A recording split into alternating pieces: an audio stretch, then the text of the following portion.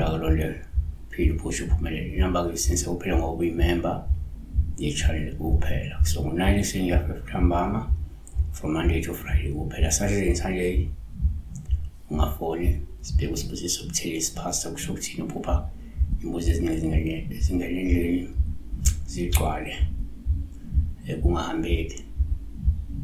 He dream of goats entering the house, and there were many goats entering the house. Imbuzi etiningi, imbuzi ey'ningi, nqwaba iy'mbuzi zingene endlini.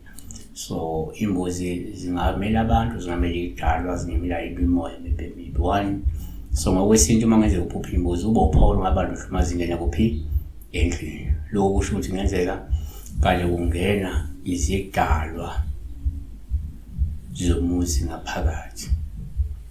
Okusho ukuthi uPaul ngavela kwabanye uma kade befaka idalwa, kade bengenisa idalwa, noma umuntu okade ephashile ebhizi idalwa, njalo njalo, noma kade izivakashileke.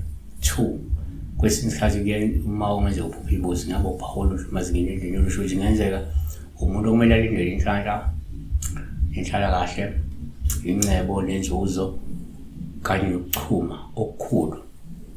Genesis 2:14, izimbuzikazi ezingamakhulu 200 nezimpongo ezingama20. So asiba 3, kuyenzeka futhi uma uphupha imbuzi ube uPaul uma zingene, njengasho ukuthi kungenzeka umuntu ozohanjelwa zivakashi noma uzohanjelwa abantu abazofika ngenxa yomcimbi okhona noma ozayo.